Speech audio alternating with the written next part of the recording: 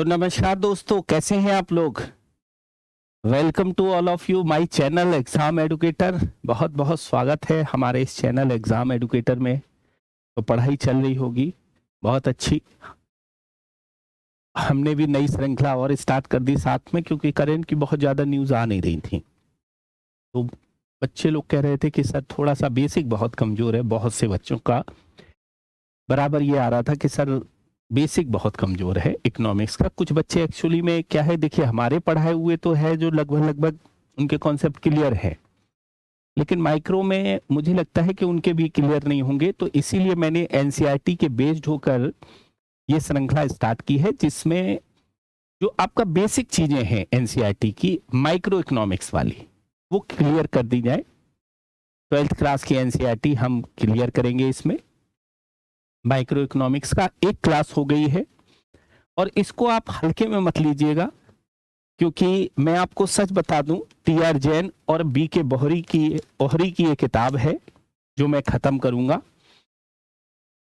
बहुत से ऐसे प्रश्न होते हैं जो कि वास्तव में क्या है कि उनकी शब्दावलियां इसी किताब से उठाई जाती हैं, सीबीएसई के माध्यम से भी और यूपीएससी के द्वारा भी और यूपीपीसीएस के द्वारा भी।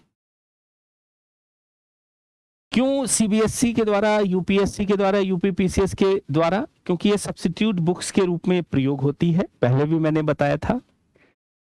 जैसे चयन की समस्या, ये बात उठाई, जो शब्द था चयन की समस्या का तात्पर्य क्या है, ये उठाया इसी किताब से, जो आपको दिखाई देगा।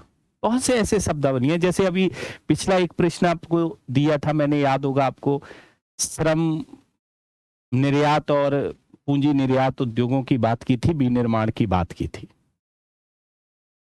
तो आपने देखा कि वहां पर भी क्या है, इसी पर बेस्ड होकर प्रश्न था, एनसीईआरटी पर बेस्ड होकर।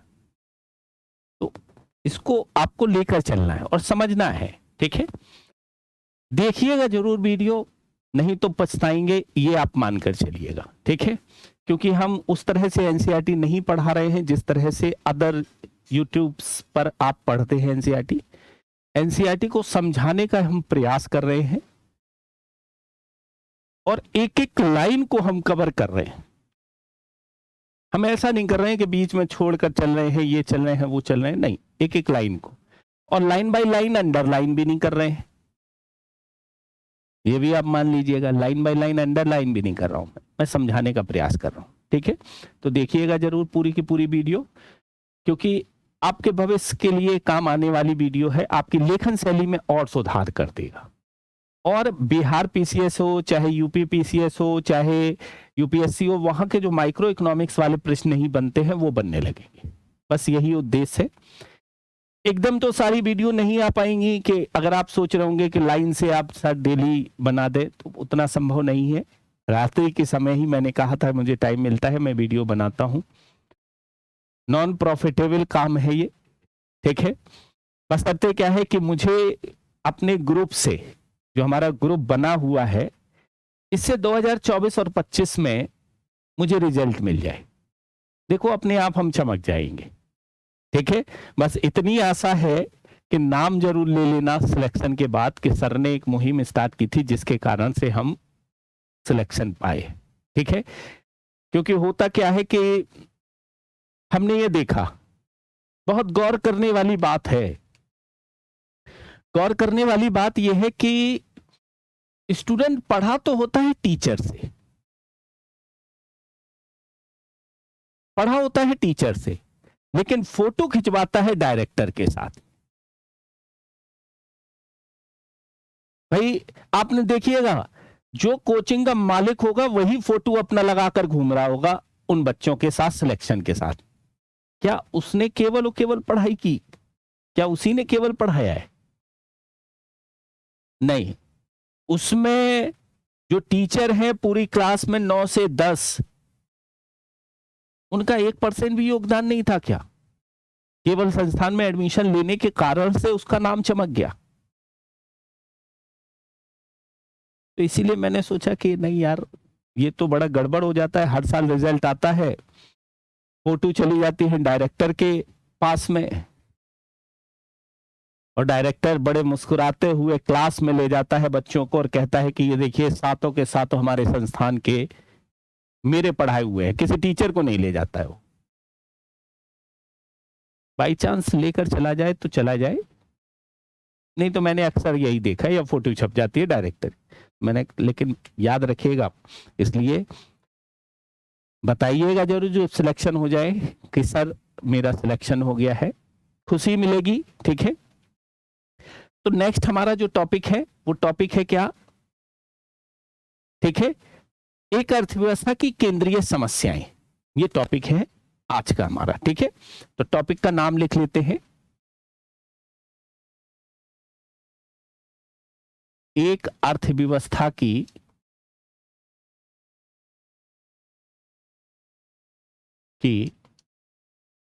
केंद्रीय समस्याएं।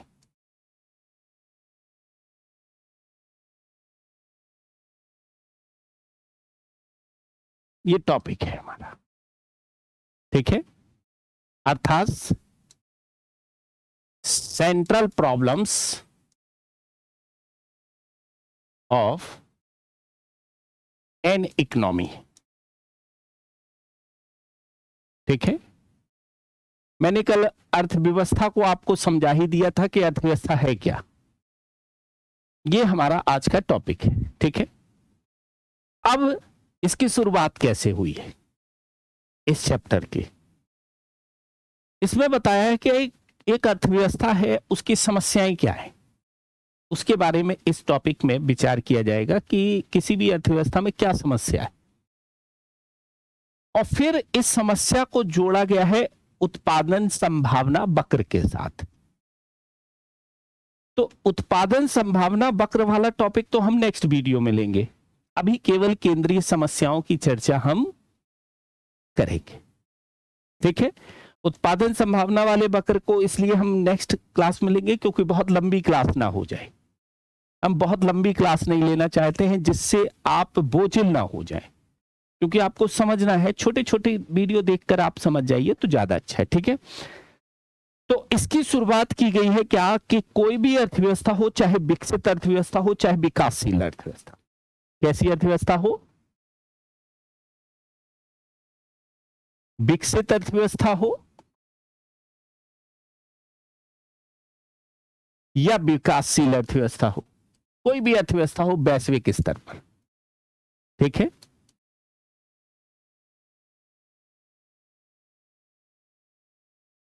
ये अर्थव्यवस्था अगर चाहे विकसित हो विकासशील हो, तीन प्रकार की समस्याओं से जूझ रही होती है। कितने प्रकार की समस्याओं से?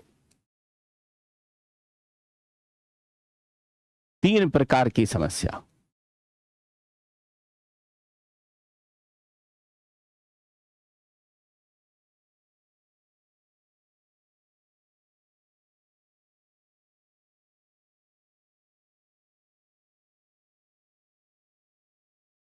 हर अर्थव्यवस्था में मौजूद होंगी ये तीन प्रकार की समस्याएं,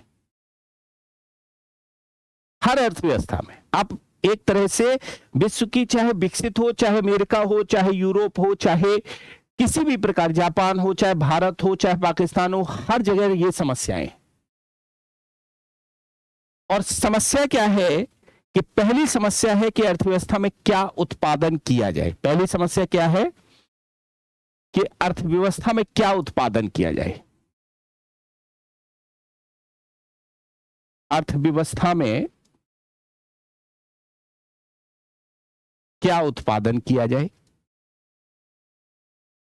पहली समस्या तो है। ठीक है, ठीक है, फिर दूसरी समस्या यह है कि कैसे उत्पादन किया जाए। ठीक है, कैसे उत्पादन किया जाए। ठीक है, और तीसरी समस्या है किसके लिए उत्पादन किया जाए।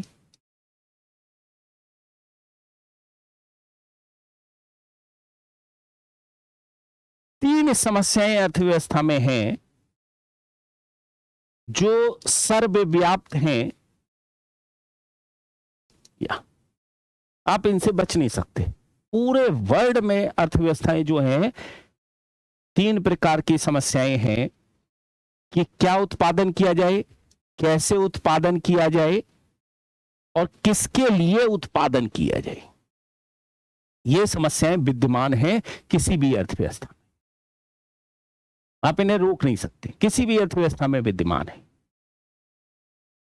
अब सबसे पहले तो हमें समझना होगा कि अर्थव्यवस्था की पहली चुनौती क्या है, पहली समस्या क्या है कि अर्थव्यवस्था में क्या उत्पादन किया जाए, यहां यही तो है पहली चुनौती। तो इसको हमको एक तरह से जानना पड़ेगा कि अर्थव्यवस्था में क्या उत्पादन किया जाए सबसे पहले तो, ठीक है। पहला तो चुनौती क्या है, अर्थव्यवस्था में क्या उत्पादन किया जाए।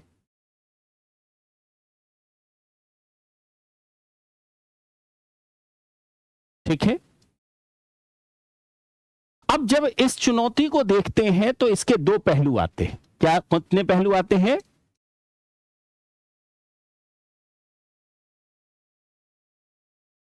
इसके 2 पहलू आते हैं अर्थव्यवस्था में, ठीक है। अब 2 पहलू आते हैं, तो पहला पहलू क्या आता है प्रश्न के रूप में कि किन वस्तुओं का उत्पादन किया जाए, ठीक है, का उत्पादन किया जाए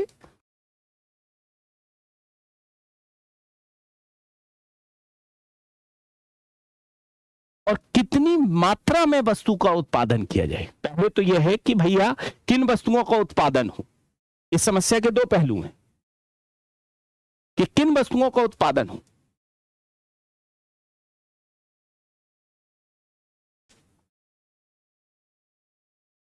और दूसरा क्या है किस मात्रा में किस वस्तुओं का उत्पादन किया जाए। दूसरा पहलू क्या है, किस मात्रा में वस्तुओं का उत्पादन किया जाए।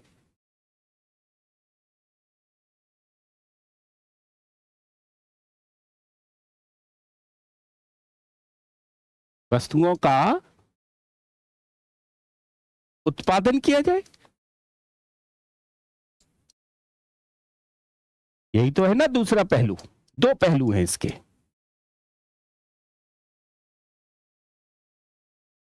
अर्थव्यवस्था में क्या उत्पादन किया जाए, इसके 2 समस्या के पहलू हैं।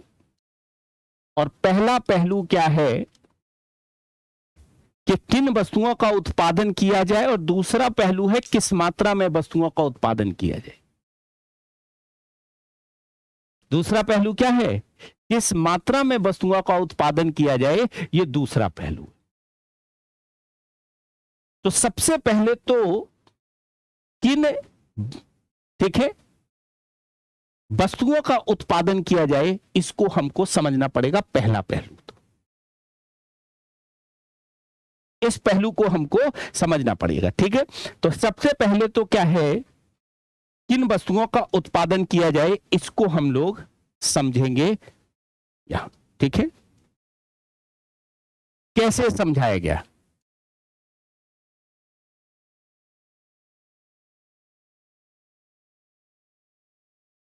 उत्पादन किया जाए, समझिएगा थोड़ा सा। अब इसमें चुनौती बनी हुई है कि किन वस्तुओं का उत्पादन किया जाए, ये अर्थव्यवस्था। कैसी चुनौती, चुनौती ये है, ठीक है, वस्तुओं को हम 2 भागों में बांटते हैं, समझाया गया कैसे। एक पूंजीगत वस्तु के रूप में इसको बांटा गया है, ठीक है,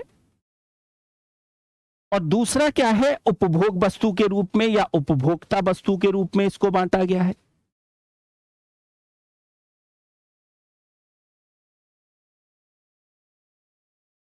वस्तुओं को 2 भागों में बांटा गया। एक कैसे बांटा गया है, पूंजीगत वस्तुओं के रूप में बांटा गया, दूसरा उपभोक्ता वस्तुओं के रूप में बांटा गया। इतनी बात तो समझ में आ गई होगी, किन वस्तुओं का उत्पादन किया जाए।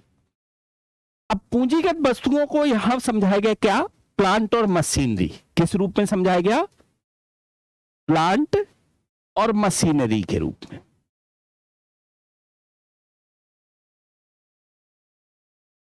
पूंजीगत वस्तु को इस तरह से समझाया गया कि प्लांट और मशीनरी के रूप में रिप्रेजेंट होता है। ठीक है, उपभोक्ता वस्तुएं क्या होती हैं? उपभोक्ता के लिए, उपभोग के लिए उपयोगी हैं, उपभोक्ता के उपभोग के लिए उपयोगी हैं, उपभोक्ता के उपभोग के लिए जरूरी है, के लिए आवश्यक है। इतनी बात तो समझ में आ गई होगी। अब समस्या क्या है? यहां पर आ गई चुनौती। किसकी चुनौती आ गई दोस्तों? इस बात की, चयन की समस्या। ठीक है, चयन की समस्या क्या? ठीक है, अगर हम पूंजीगत वस्तुओं का उत्पादन अधिक करते हैं, कोई भी अधिक, अगर हम पूंजीगत वस्तुओं का उत्पादन करते हैं, ठीक है, तो यदि इसका अधिक उत्पादन होगा, इसका अधिक उत्पादन होगा अर्थव्यवस्था में,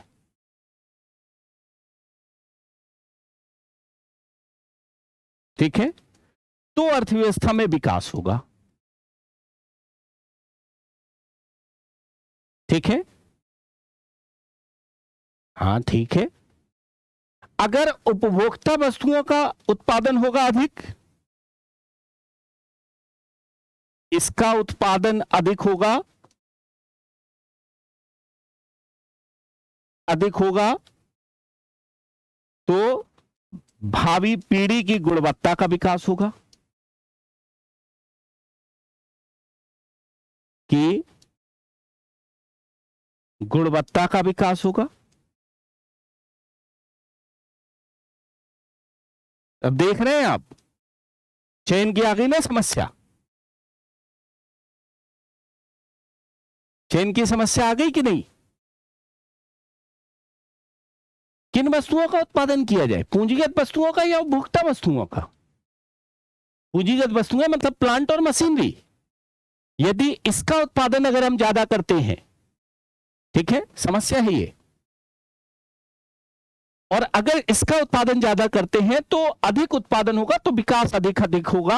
अर्थात क्या है कि विकास अगर अधिक होगा तो जीडीपी की ग्रोथ रेट बढ़ेगी।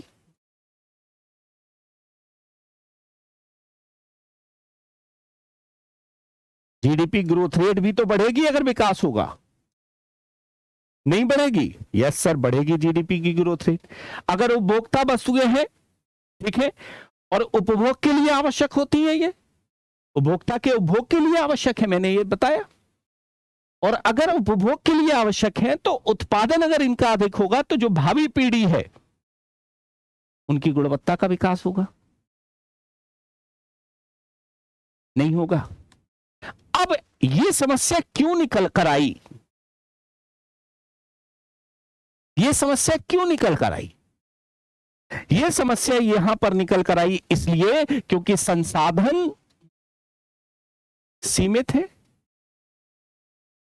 समस्या क्यों हुई थी? संसाधन सीमित है,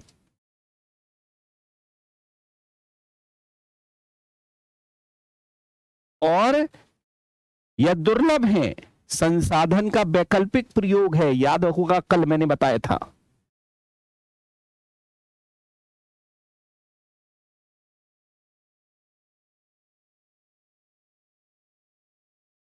संसाधन का वैकल्पिक प्रयोग,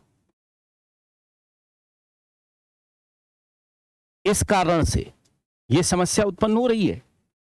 संसाधन तो सीमित है, दुर्लभ है। अगर मैं पूंजीगत वस्तुओं का उत्पादन करने लगता हूं तो उत्पादन अधिक होगा, जीडीपी ग्रोथ रेट होगी, और यह भावी पीढ़ी के लिए आवश्यक। अब देखो, ऐसा भी तो होगा, अगर ग्रोथ रेट ज्यादा बढ़ेगी, अब देखना, समझना इस बात को, अगर अर्थव्यवस्था की ग्रोथ रेट बढ़ेगी तो भावी पीढ़ी का विकास वैसे भी होगा, लेकिन अगर भावी पीढ़ी की कुशलता का विकास नहीं हुआ, उपभोग की वस्तुएं नहीं मिली, तो कुशलता का विकास नहीं होगा। अगर उपभोग की वस्तुएं नहीं मिली तो फिर ये वाला विकास नहीं होगा, अच्छी टेक्नोलॉजी नहीं आएगी, पूंजीगत वस्तुएं नहीं आएंगी। समझिएगा दोनों, बड़ा कंट्रडिक्शन आ गया, चुनौती आ गई।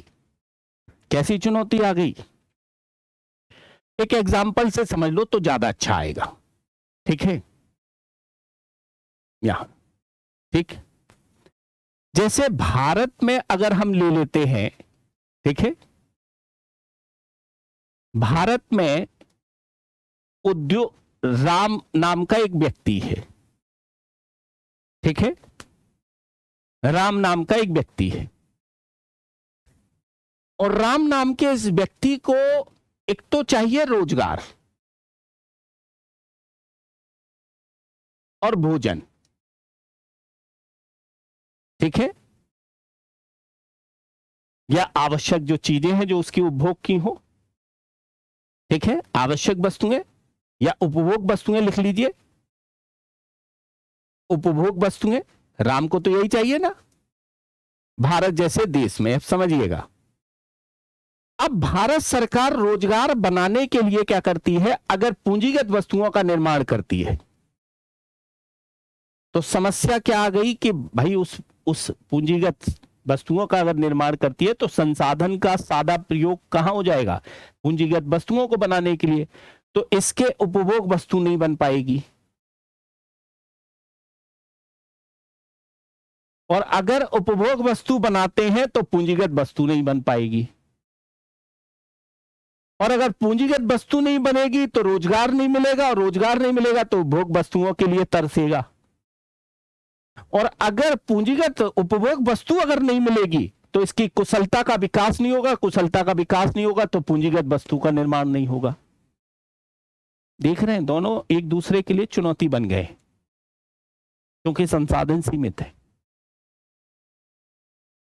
आ गया होगा समझ में कि अगर मैं ये बनाता हूं, प्लांट मशीनरी बनाता हूं तो उत्पादन अधिक होगा, इससे क्या होता है, उत्पादन अधिक होगा, जीडीपी अधिक होगा, सारी चीजें अधिक होंगी, इसको बनाते हैं। तो अगर हम इस पर फोकस कर देते हैं अर्थव्यवस्था में तो ये पिछड़ जाएगा, उपभोग वस्तुएं नहीं होंगी, और जब उपभोग वस्तु नहीं होंगी तो जो भावी पीढ़ी है उसकी गुणवत्ता का विकास नहीं होगा। अब भावी पीढ़ी की गुणवत्ता का अगर विकास नहीं होगा, कुशलता नहीं आएगी, कुशलता नहीं आएगी तो पूंजीगत वस्तुएं नहीं ढंग की नहीं बनेंगी, तो जीडीपी की ग्रोथ रेट रुक जाएगी। और अगर मैं इसको बनाता हूं तो वैसे भी जीडीपी की ग्रोथ रेट डेवलप हो गई। तो किसकी, संसाधन के सीमित या वैकल्पिक प्रयोग के कारण से उत्पन्न हो रही है क्या, अब समस्या उत्पन्न हो गई है, चयन की समस्या, ठीक है, चयन की समस्या या संसाधन के आवंटन की समस्या। कैसी समस्या उत्पन्न हो रही है, संसाधनों के आवंटन की समस्या।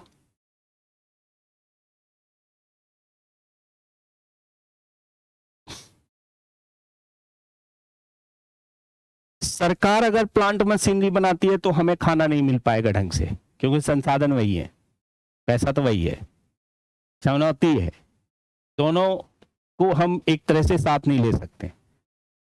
मतलब एक तरह से आप ये मान लो कि ये भूमि है, बताया भी था ना मैंने, इस भूमि में अगर प्लांट लगा लेते हैं तो उत्पादन बंद हो जाएगा, ये भूमि है, ठीक है, इस भूमि में अगर हम प्लांट लगा लेते हैं, मशीनरी लगा लेते हैं तो उत्पादन बंद हो जाएगा, तो भोग वस्तुएं नहीं मिलेंगी, भाई गेहूं नहीं उत्पादित होगा, सारी चीजें नहीं होंगी। और इसी अगर भूमि पर प्लांट ले लगाते उत्पादन करते हैं तो फिर उत्पादन नहीं होगा, ये वाला प्लांट नहीं लग पाएंगे, वस्तुओं का निर्माण नहीं होगा, रोजगार नहीं मिलेंगे, अर्थव्यवस्था की ग्रोथ नहीं होगी। तो चुनौती बन गई ना अर्थव्यवस्था में। आ गया होगा समझ में आप, यही बात इसमें समझाइए, चुनौती है, संसाधनों के चयन की समस्या है, चयन की समस्या अर्थात संसाधनों के आवंटन की समस्या है,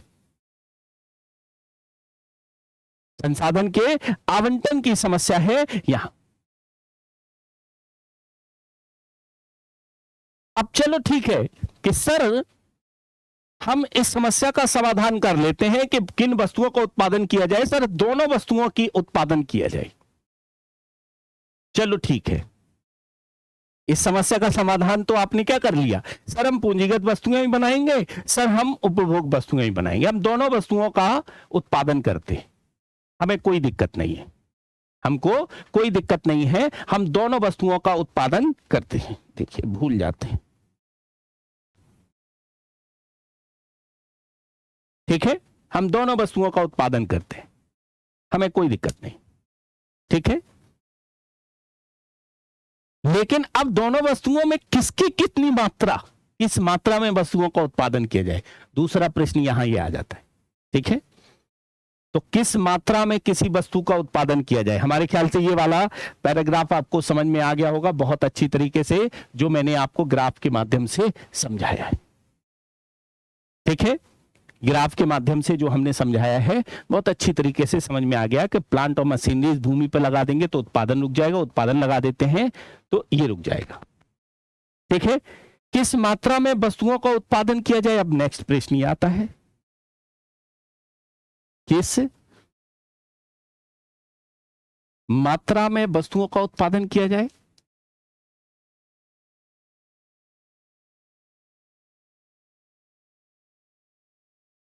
वस्तुओं का उत्पादन किया जाए, है ना। दूसरा प्रश्न तो ये आ गया ना, बहुत महत्वपूर्ण प्रश्न आ गया, किस मात्रा में वस्तुओं का उत्पादन किया जाए,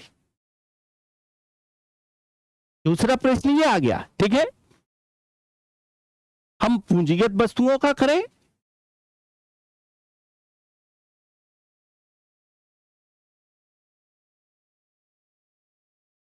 या फिर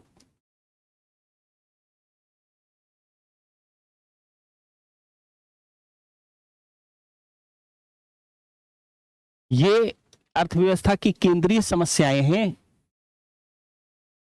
जिस पर पूरी की पूरी अर्थव्यवस्था टिक रही है, जिस पर पूरी की पूरी यहां पर अर्थव्यवस्था टिक रही है।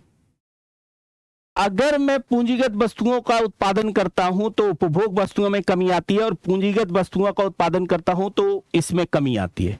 इसका तात्पर्य सीधा सीधा ये हो गया अर्थव्यवस्था में क्या, ठीक है, उपभोग वस्तुओं की जितनी मात्रा में हानि होगी,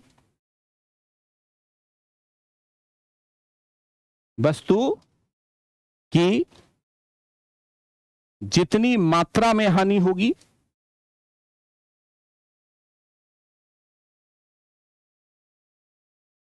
हानि होगी, ठीक है, उत्पादन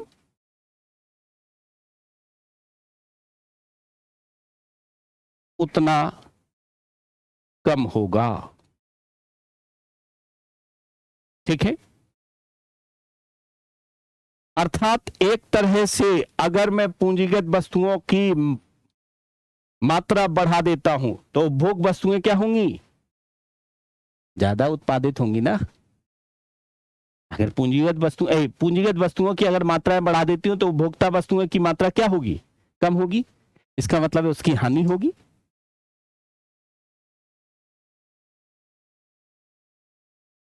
इसका मतलब क्या है, उसकी हानि होगी ना। सेम यहां पर है, नहीं है सेम यहां पर, सेम यहां पर भी होगा, विपरीत भी होगा, ठीक है। तो इसका तात्पर्य यह है कि एक वस्तु अगर पैदा करते हैं तो दूसरी वस्तु की हमें हानि होती है, होगी कि नहीं। एक वस्तु अगर मान लेते हैं क्या कि पूंजीगत वस्तु हम प्राप्त कर रहे थे और उसके बदले में हम उत्पादन वस्तुएं प्राप्त करने लगते हैं, ठीक।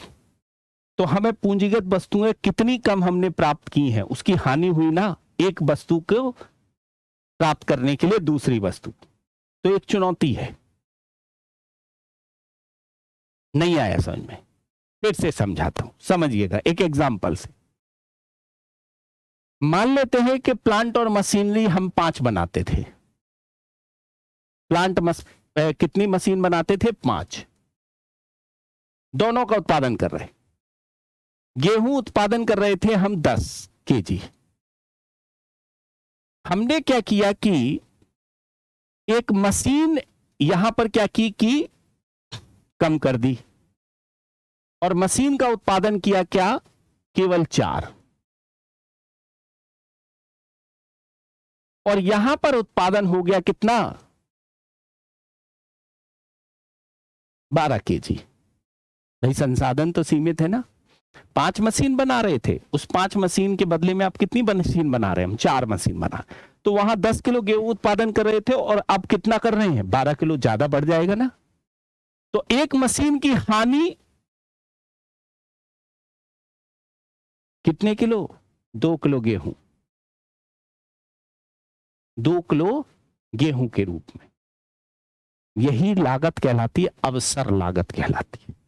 बाद में इसकी चर्चा करेंगे अवसर लागत की, जो उत्पादन संभावना वक्र की जब हम लोग लेकर चलेंगे तब समझाएंगे। ठीक है। तो दूसरी चुनौती क्या है? कितनी मात्रा में वस्तु का उत्पादन किया जाए। पहला तो यह है कौन सी वस्तु, पूंजीगत वस्तु उत्पादन किया जाए या फिर उपभोग वस्तु या उपभोक्ता वस्तुओं का ज्यादा उत्पादन किया जाए। अर्थव्यवस्था के लिए पहली चुनौती है। दूसरी चुनौती अर्थव्यवस्था के लिए है कितनी मात्रा में उत्पादन किया जाए। कितनी मात्रा में उत्पादन किया जाने का मतलब यहां पर क्या है? कितनी मात्रा में उत्पादन किया जाने का मतलब है क्या कि हम पूंजीगत वस्तुओं की कितनी मात्रा का उत्पादन करें या फिर उपभोग वस्तुओं की कितनी मात्रा का उत्पादन करें। यह भी एक चुनौती है, क्योंकि अर्थव्यवस्था में चयन की क्या है? समस्या है, या संसाधन के आवंटन की समस्या बनी, जो कि किसी अर्थव्यवस्था के केंद्रीय समस्या के रूप में रिप्रेजेंट होती है। केंद्रीय समस्या के रूप में रिप्रेजेंट होती है। किसी भी अर्थव्यवस्था की एक केंद्रीय समस्या है। आ गया होगा समझ में हमारे ख्याल से। अब नेक्स्ट आता है भाई, पहला तो हमने क्या है, क्या उत्पादन किया जाए, पहली तो बात हमको ये आ गई समझ में। ठीक है। What to produce. अब क्या है, कैसे उत्पादन किया जाए, कैसे उत्पादन किया जाए, दूसरी समस्या। ठीक है, यही तो था, याद होगा ना आपको। पहला क्या है, क्या उत्पादन किया जाए, तो क्या उत्पादन में हमारा आ गया क्या? ठीक है, प्लांट, पूंजीगत वस्तु का उत्पादन किया जाए या उपभोग वस्तु का उत्पादन किया जाए। और फिर आता है क्या, कितनी मात्रा में पूंजीगत वस्तु बनाई जाए या उपभोग वस्तु बनाई जाए। कितनी मात्रा में बनाई जाए। पहली समस्या का समाधान तो हमने एक तरह से अभी नहीं पाया है, इसीलिए उत्पादन संभावना वक्र को हम लोग समझेंगे कि क्या चीजें हो सकती हैं किसी भी अर्थव्यवस्था को देखने के लिए। कोई भी जो इकोनॉमी है उसमें उत्पादन संभावना वक्र को समझने का प्रयास किया जाता है किसी भी अर्थव्यवस्था में। ठीक है, किसी भी अर्थव्यवस्था में उत्पादन संभावना वक्र का प्रयास किया जाता है। अब क्या है, कैसे उत्पादन किया जाए, नेक्स्ट प्रश्न ये है। ठीक है, यहां से देखो मीन्स के शब्दावली यूज की गई थी, कैसे उत्पादन किया जाए।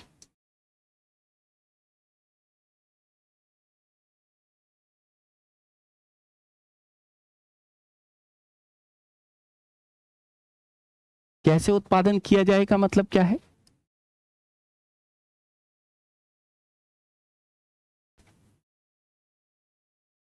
पहला, पूंजी प्रधान उत्पादन किया जाए।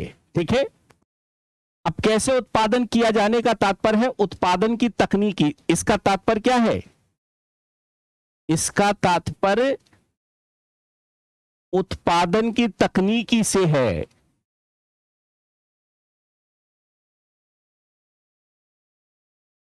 याद रखेंगे, अगर आपसे पीटी में क्वेश्चन पूछता है कि कैसे उत्पादन किए जाने का तात्पर्य क्या है, उत्पादन की तकनीकी से इसका तात्पर्य है कि कैसे उत्पादन किया जाए। ठीक है, कट तो नहीं रहा? नहीं कट रहा है, ठीक है। इसको आपको दिमाग में लेकर चलना है कि इसका अभिप्राय क्या है, उत्पादन की तकनीकी से इसको संबंधित किया गया है, आपको याद रखकर चलना है। ठीक है, अब यहां पर कैसे उत्पादन किया जाए, ठीक है, श्रम प्रधान तकनीकी पर एक क्वेश्चन दिया था ना मेंस का, भारत के लिए एक चुनौती बन गया है, या पूंजी प्रधान तकनीकी पर देख रहे हैं आप?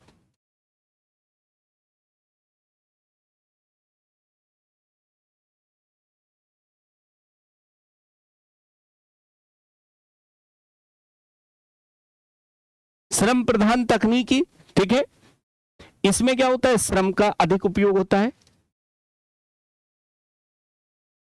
श्रम का अधिक उपयोग होता है, और यह श्रम को रोजगार देने का कार्य करता है।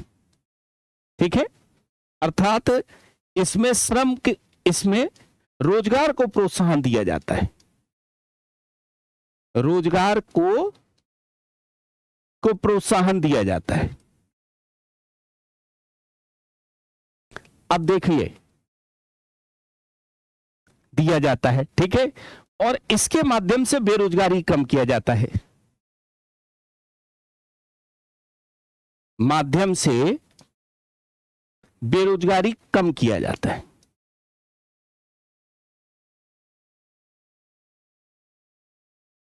अब समझिएगा कॉन्सेप्ट, ठीक है, और इसमें क्या होता है, इसके माध्यम से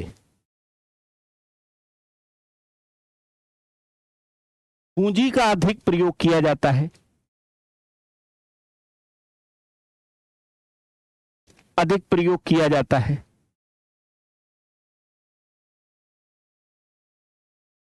ठीक है, और इसके माध्यम से किसको प्रोत्साहन, कुशलता को प्रोत्साहन दिया जाता है।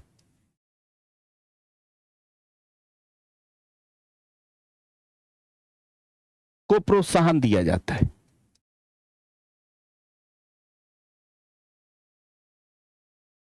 ठीक है, और यह जीडीपी की ग्रोथ रेट को बढ़ाने का काम करता है।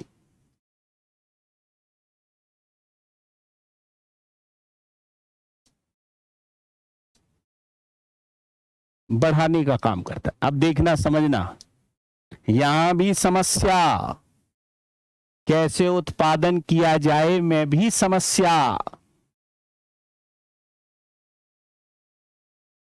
कैसे समस्या, कैसे उत्पादन किया जाए में समस्या, यहां भी चयन किया जाए, ठीक है, यहां भी क्या है, चयन की समस्या है कि हम किसको एक तरह से यहां पर चयन करें, नहीं आ रहा है।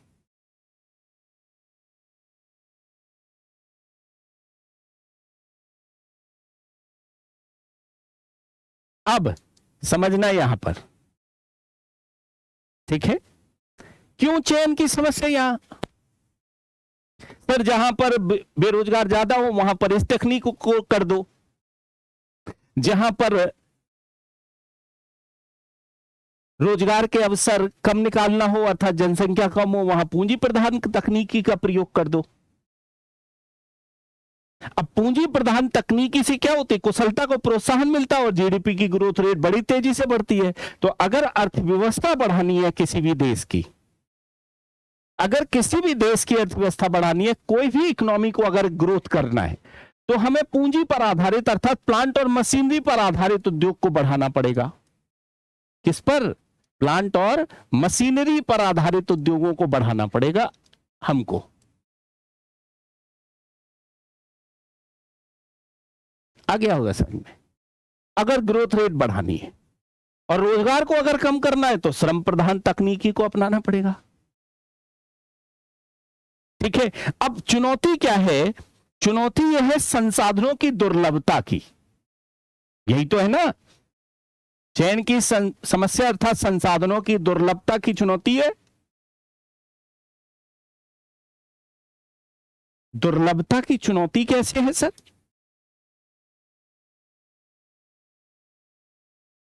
थोड़ा सा मुझे समझा दीजिए, तब फिर मैं एक तरह से मानूं कि संसाधनों की दुर्लभता की चुनौती बनी हुई है सर।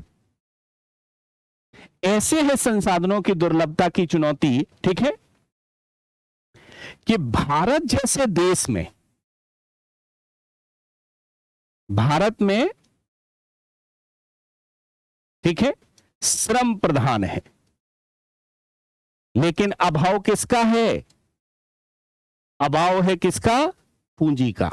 और पूंजी के अभाव के कारण से श्रम का नियोजन ठीक से नहीं हो पा रहा है। मतलब एक तरह से पूंजी दुर्लभ है यहां।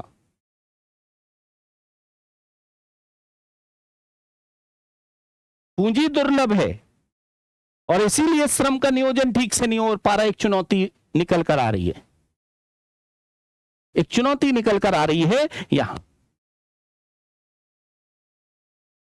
ठीक है। अब देखना, यहां समझना थोड़ा सा कि भारत में श्रम प्रधान एक तरह से अधिक है और अभाव किसका है? पूंजी का। जबकि विकसित देशों में जस्ट उल्टा है। विकसित देशों में क्या है, ठीक है, अगर देखा जाए अर्थव्यवस्था में क्या है विकसित देशों में, वहां पूंजी अधिक है लेकिन श्रम दुर्लभ है।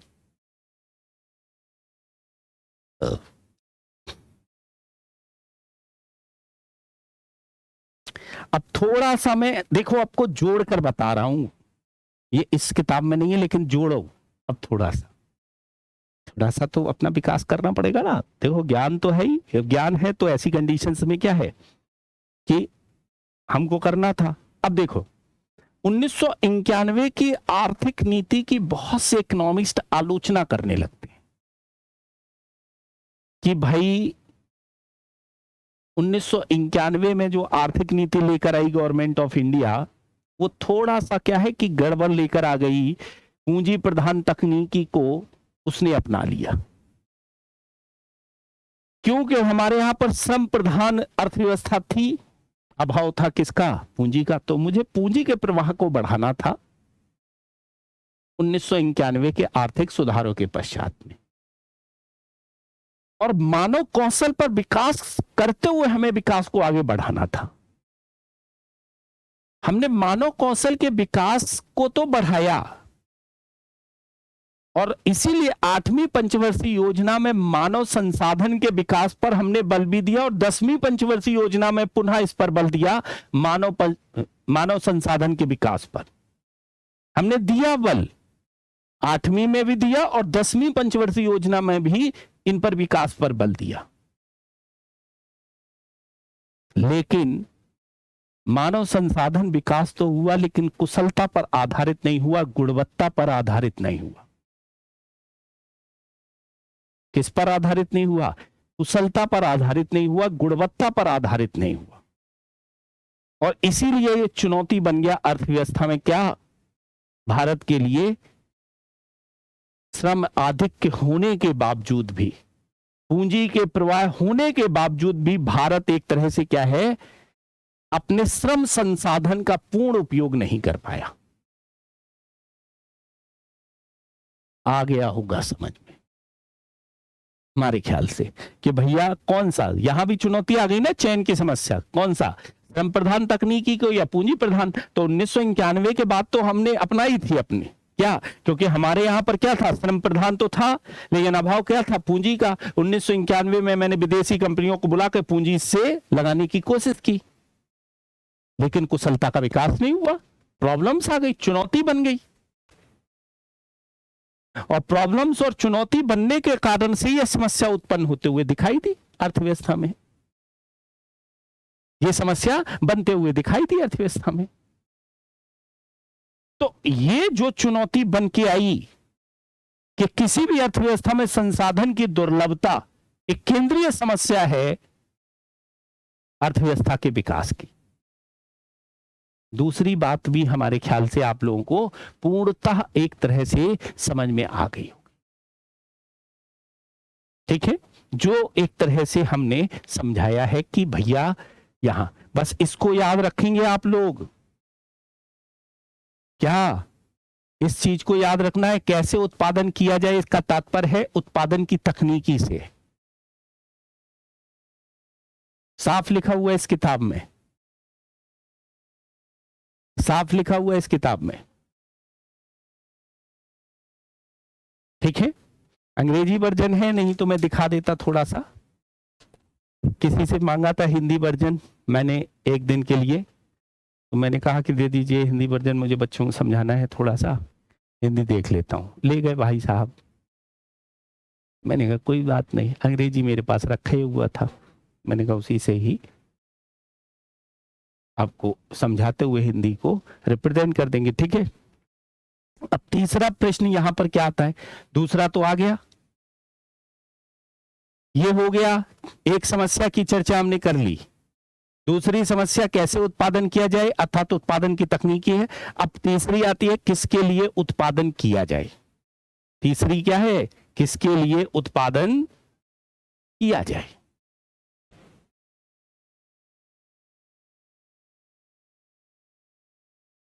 किसके लिए उत्पादन किया जाए, तीसरी समस्या यह है।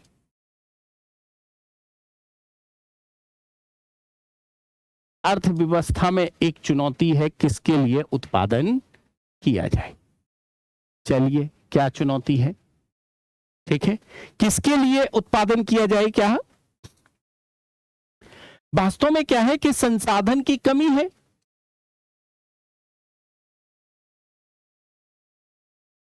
ये तो हमें पता ही है।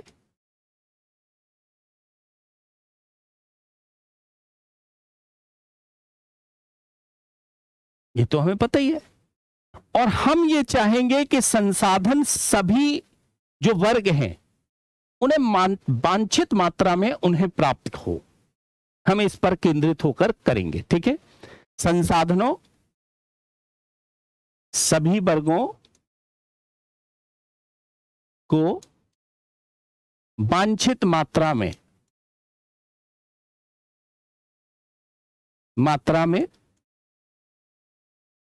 संसाधन प्राप्त हो।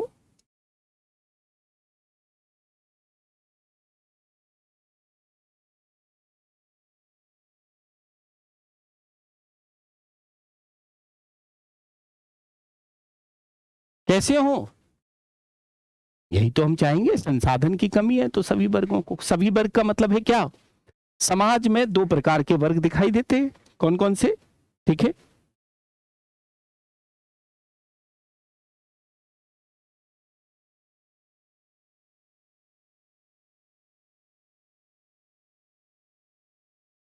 दो प्रकार के वर्ग हैं,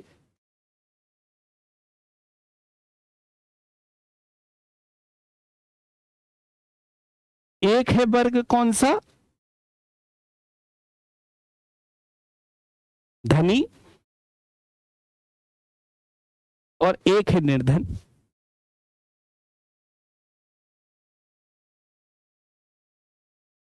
है ना, दो ही प्रकार के तो वर्ग है। अब प्रश्न यह है, संसाधन तो मैंने कहा कि सीमित है, सभी वर्गों को वांछित मात्रा में संसाधन प्राप्त हो, इस तरह की संकल्पना होनी चाहिए। अगर मैं धनी वर्ग के लिए बनाता हूं तो समस्या, और निर्धन वर्ग के लिए बनाता हूं तो समस्या, ठीक है। अगर मैं धनी वर्ग को अगर संसाधन उपलब्ध कराता हूं, ठीक है, चुनौती है धनी वर्ग। धनी वर्ग क्या है कि उत्पादक को लाभ प्रदान करेगा, ये उत्पादक को क्या करेगा, लाभ प्रदान करेगा।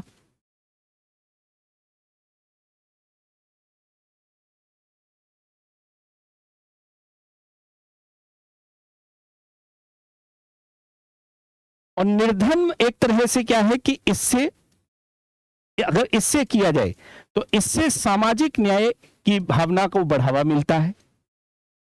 सामाजिक न्याय की जो भावना है उसको बढ़ावा मिलता है।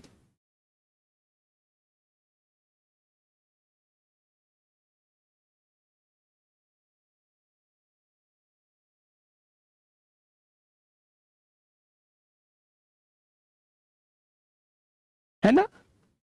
मान लेते हैं किसके लिए उत्पादन किया जाए, संसाधनों की कमी है, सभी वर्गों को वांछित मात्रा में प्राप्त हो, धनी को भी और निर्धन को भी। तो उत्पादक को लाभ प्राप्त करेगा ये, किसको, उत्पादक। वो चाहेगा कि धनी व्यक्ति के लिए हम वस्तुएं बनाए, वो तो यही चाहेगा। और सरकार चाहेगी क्या, निर्धन व्यक्ति तक भी वस्तुएं पहुंचे। क्यों, क्योंकि ये सामाजिक न्याय की भावना को बढ़ावा देगा, अर्थात असमानता को कम करने में हेल्प करेगा।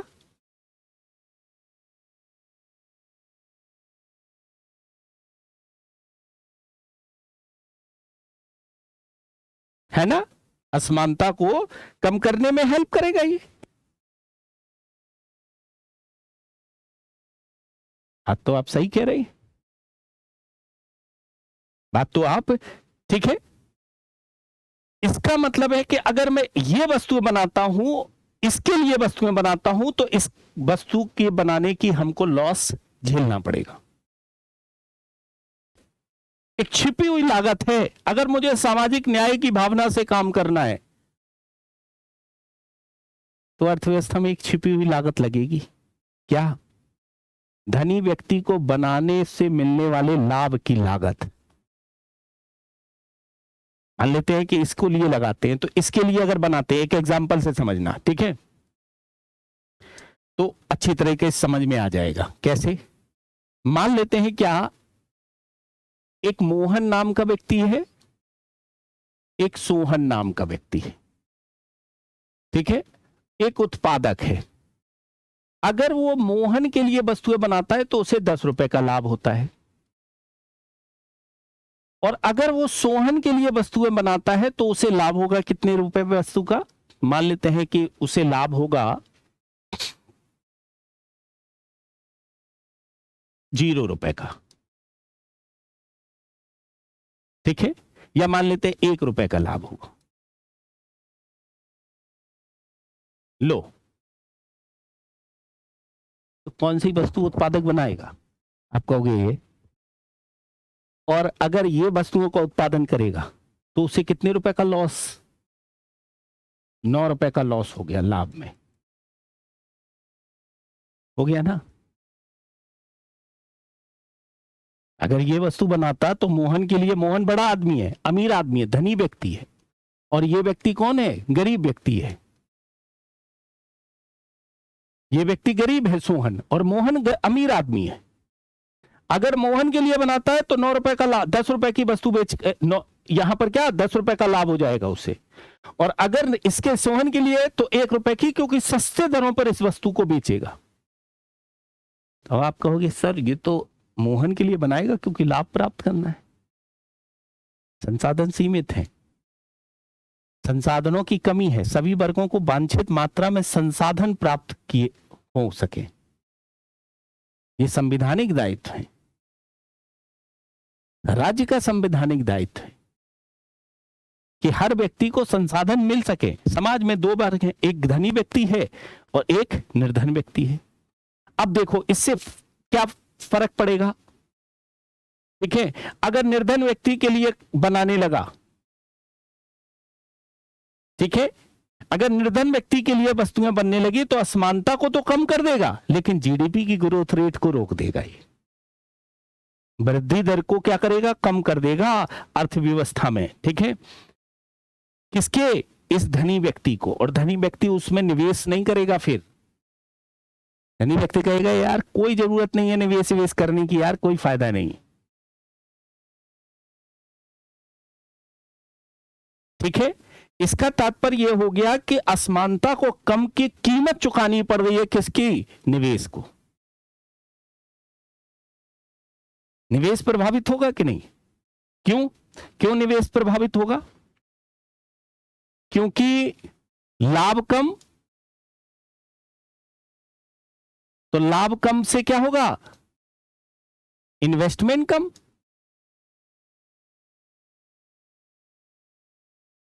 इन्वेस्टमेंट कम होगा तो जीडीपी की ग्रोथ रेट कम,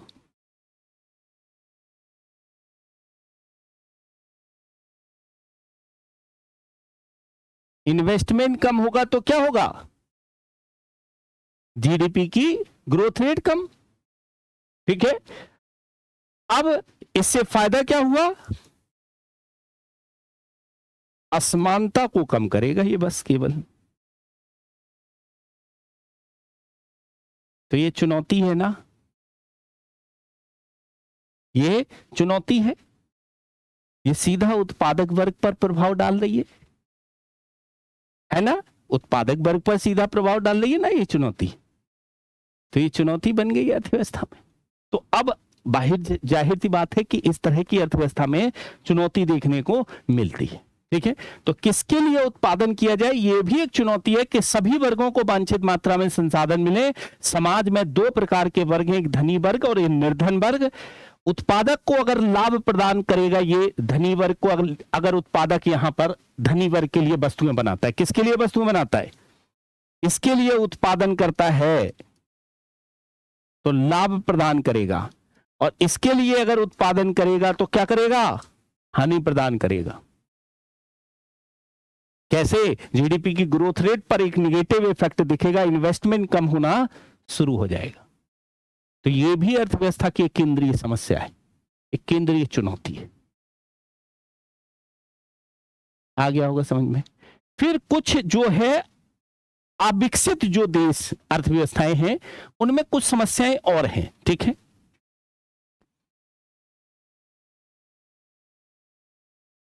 अविकसित देशों की कुछ अन्य समस्याएं भी हैं।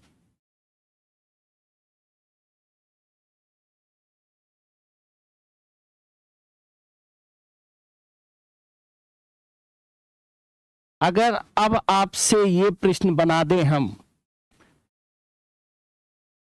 किसी भी अर्थव्यवस्था की केंद्रीय समस्याएं क्या हैं, चर्चा कीजिए, तो आप बड़े आराम से इस पर एक लेख लिख सकते हो, इसमें कोई दो राय नहीं है। बड़े आराम से आप लिख लोगे कि किसी भी अर्थव्यवस्था की केंद्रीय समस्याएं क्या है। ठीक है, तो पहला तो क्या है?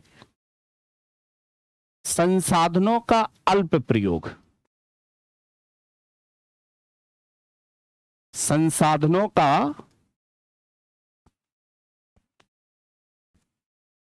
अल्प प्रयोग की समस्या।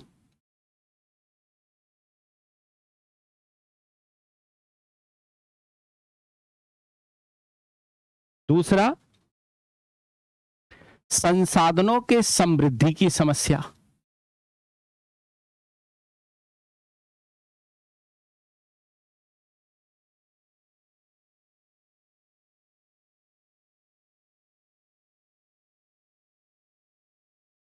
की समस्या।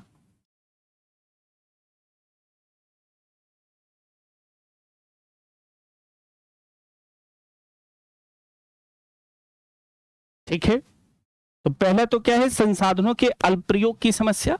दूसरा है संसाधनों की समृद्धि की समस्या। ये अविकसित एक तरह से जो अर्थव्यवस्थाएं हैं उनमें अलग प्रकार की एक तरह से समस्या देखने को मिल रही है। ठीक है, ये समस्या क्यों जन्म लेती है, अब आपके दिमाग में ये चल रहा होगा। ठीक है, लैक ऑफ वर्क कल्चर के कारण से। क्यों? ठीक है, कार्य संस्कृति के अभाव के कारण से, के अभाव के कारण से, लैक ऑफ वर्क कल्चर के कारण से। ठीक है, संसाधनों का पूर्ण उपयोग नहीं हो पाता है, पूर्ण प्रयोग नहीं हो पाता है। ठीक है, अर्थात भारत में, जैसे भारत के संदर्भ में देखा जाए तो एक समस्या और है, और वो समस्या क्या है कि इस कार्य संस्कृति का अभाव है। हड़ताल, तालाबंदी चाहे जब कर देते हैं। अरे सरकार को कुछ ऐसे कानून लाने चाहिए, कुछ ऐसी व्यवस्थाएं लानी चाहिए जिससे कार्य संस्कृति का जो अभाव है वो एक तरह से बन जाए भारत में। जैसे हड़ताल करें तो हड़ताल से पहले पूर्व सूचना की बात तो है भारत में कि पूर्ण सूचना देनी होगी आपको, जो निर्माता है या एक तरह से जो मैन्युफैक्चरर है। लेकिन उसके बाद भी यह है कि हड़ताल पर जाने के बाद विरोध प्रदर्शन के रूप में काली पट्टी बांधी जाए और श्रमिकों के साथ में हर 2 घंटे के बाद एक मीटिंग किया जाए। ठीक है, हर 2 घंटे के बाद ये मीटिंग किया जाए। तो संसाधनों का पूर्ण प्रयोग नहीं हो पाता है। पानी ला दीजिए। ठीक है, हो जाएगी। ठीक है, संसाधनों का पूर्ण प्रयोग नहीं हो पाता है। ठीक है, तो अब ये सारी समस्याएं एक तरह से एक चुनौती के रूप में निकल कर आ रही हैं।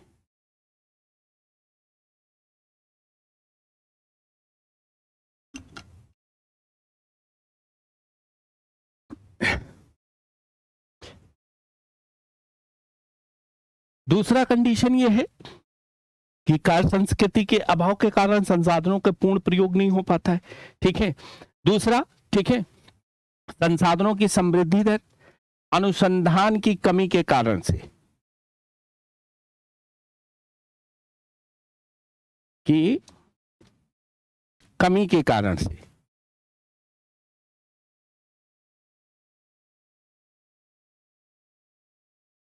ठीक है, अनुसंधान की कमी के कारण से संसाधनों की खोज जो है वो सीमित रहती है। ये भी एक चुनौती है।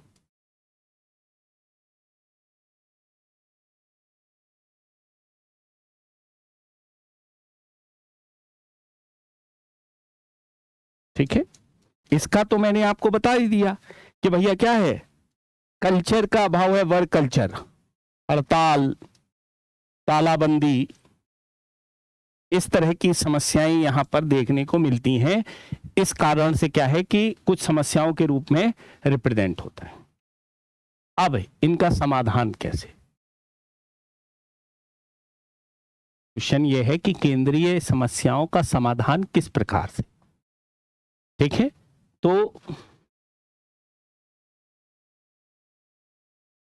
विश्व की प्रमुख अर्थव्यवस्थाओं में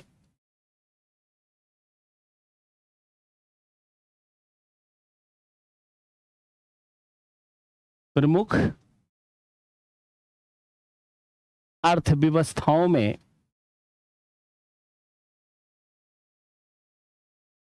केंद्रीय समस्याएं का समाधान,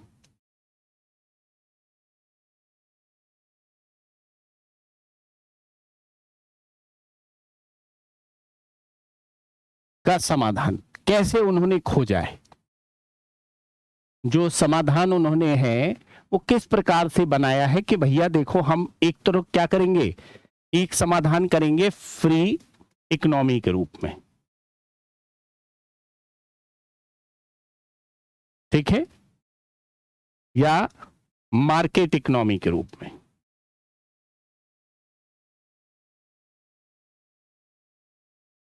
या बाजार अर्थव्यवस्था के रूप में। ठीक है,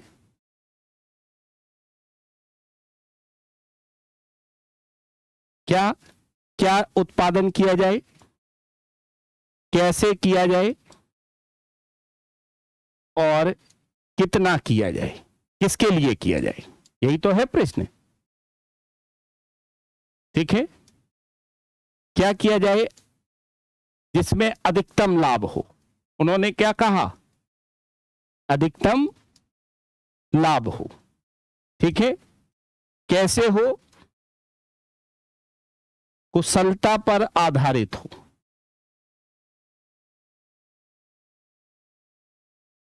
ठीक है, किसके लिए किया जाए, ठीक है, उस वर्ग के लिए किया जाए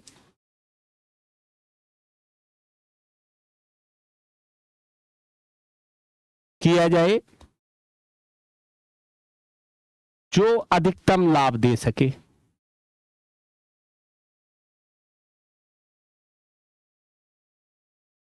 लाभ दे सके,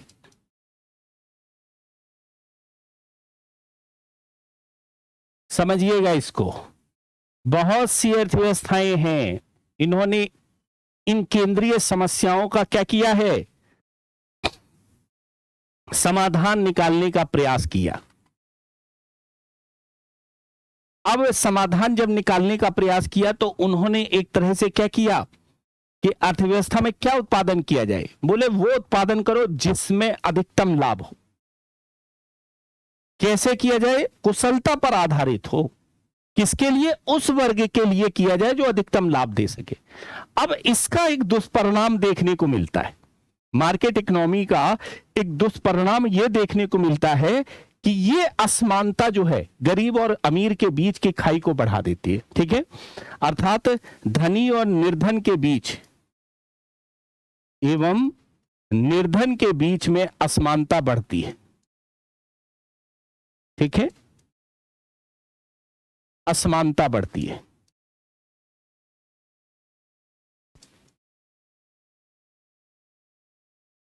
ठीक है, दूसरा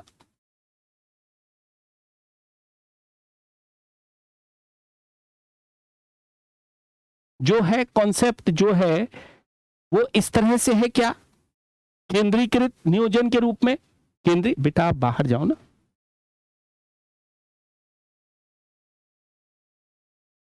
थोड़ा सा लाइट कम हो गया है, बच्चे ने लाइट हिला दी है इसलिए। कोई बात नहीं, दिख रहा है मुझे, मैं देख रहा हूं, कोई प्रॉब्लम है नहीं। ठीक है, दूसरा है केंद्रीकृत नियोजन की अर्थव्यवस्थाएं।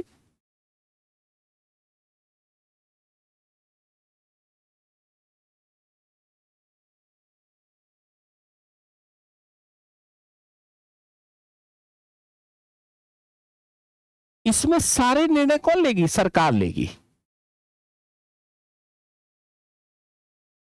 के माध्यम से सारे निर्णय लिए जाएंगे। कैसे निर्णय लिए जाएंगे, सरकार के माध्यम से सारे निर्णय लिए जाएंगे यहां पर। ठीक है, अर्थात सामाजिक न्याय की भावना सशक्त हो, कि भावना पर कार्य किया जाएगा, कार्य किया जाएगा। ठीक है, सामाजिक न्याय की भावना का मतलब है असमानता को कम करने का प्रयास करने का होगा यहां। ठीक है, अर्थात सभी को वांछित वस्तु की प्राप्ति हो, इस पर काम किया जाएगा। सभी को वांछित वस्तु की प्राप्ति हो,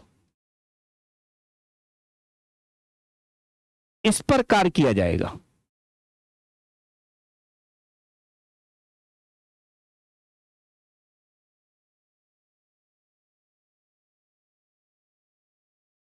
समझिएगा, सरकार के माध्यम से निर्णय लिया जाएगा। केंद्रीकृत नियोजन की जो समस्या है उस समस्या का समाधान, ठीक है, यहां किया जाएगा। और अर्थव्यवस्था में सरकार ही निर्णय लेगी। कैसे सरकार निर्णय लेगी, अगर बेरोजगारी अधिक होगी तो श्रम प्रधान तकनीक का प्रयोग,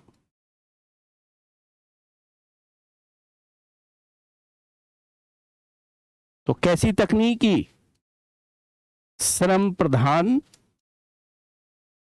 तकनीकी का प्रयोग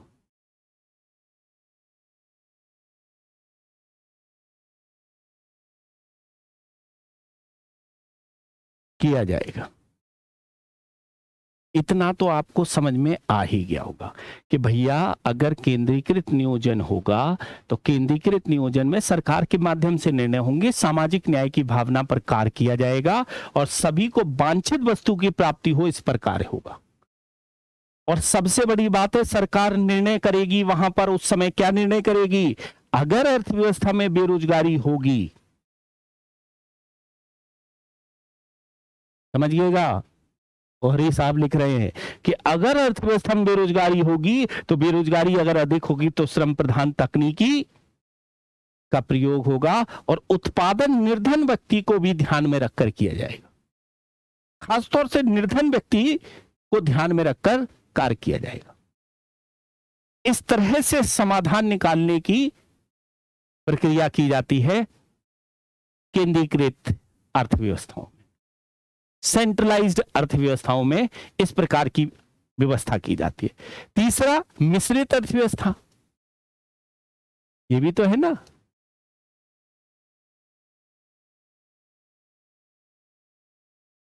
समझिएगा, इसमें दोनों लोग हैं, अर्थात केंद्रीकृत व्यवस्था भी लागू है और कौन सी व्यवस्था है, मार्केट इकोनॉमी वाली व्यवस्था भी लागू है। दोनों प्रकार की व्यवस्थाएं लागू है, अर्थात बाजार अर्थव्यवस्था को भी इसमें स्थान दिया गया।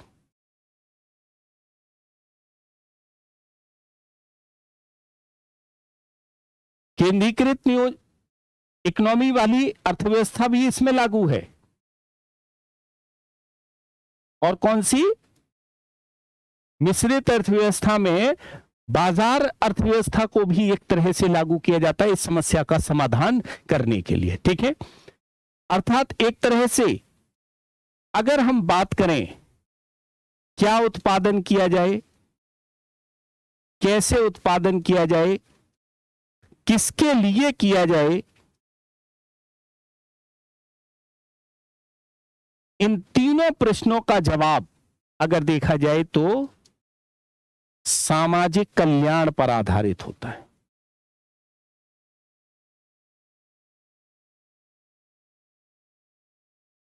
किस पर, सामाजिक कल्याण पर आधारित होता है। इसमें क्या होता है कि मार्केट इकोनॉमी को भी स्थान दिया जाता है सामाजिक कल्याण को ध्यान में रखकर, जहां जिसकी जरूरत होगी और सरकार को लगेगा कि नहीं यार इस सेक्टर में हमको रहना चाहिए, तो वहां तो स्वयं कब्जा करने का एक तरह से निर्णय लेती है, और जहां पर उसे लगता है कि नहीं निजी क्षेत्र को भी अर्थात मार्केट इकोनॉमी को भी बढ़ावा देना होगा, उसको भी ले आती। जैसे लिखा हुआ है, जैसे इस्पात उद्योग और कपड़ा उद्योग में इसको एक तरह से रिप्रेजेंट किया गया है, जबकि रेलवे के अंतर्गत इस समस्या का समाधान किया जाता है ऐसे केंद्रीकृत व्यवस्था को लागू करके। किसके अंतर्गत, रेलवे के अंतर्गत केंद्रीकृत व्यवस्था को लागू किया गया, और इस्पात और कपड़ा के अंतर्गत मार्केट इकोनॉमी वाले सिस्टम को लागू किया जाए, और सामाजिक कल्याण को, ठीक है, निर्णय सारे कैसे होंगे, सामाजिक कल्याण पर आधारित होंगे। यही बात इसमें समझाई गई है इस टॉपिक में कि भाई कैसे अर्थव्यवस्थाएं संचालित हो रही हैं, उनकी समस्याओं का समाधान कैसे किया जा रहा है। ये तो चुनौती समझ में आ गई, संसाधन के आवंटन की चुनौती है, अर्थात चयन की चुनौती है। क्या उत्पादन किया जाए, कैसे उत्पादन किया जाए, कैसे का मतलब है तकनीकी कैसी हो, और किसके लिए, अर्थात निर्धन के लिए किया जाए या गरीब के लिए किया जाए उत्पादन, ये अर्थव्यवस्था की सेंट्रल प्रॉब्लम्स हैं जिनको हमको समझना होगा और जानना होगा। ठीक है, तो थर्ड में हम अब लेकर चलेंगे उत्पादन संभावना वक्र को, और उसके ग्राफ के माध्यम से हम बहुत से न्यूमेरिकल भी करने की कोशिश करेंगे, जिससे क्या है आपके भविष्य में जो चीजें हैं वो रिप्रेजेंट हो सके। उत्पादन संभावना वक्र वास्तव में क्या है कि इसलिए प्रयोग किया जाता है कि अगर हम इस वस्तु का उत्पादन नहीं करते हैं तो दूसरी वस्तु को खोने की कीमत क्या होगी। ठीक है,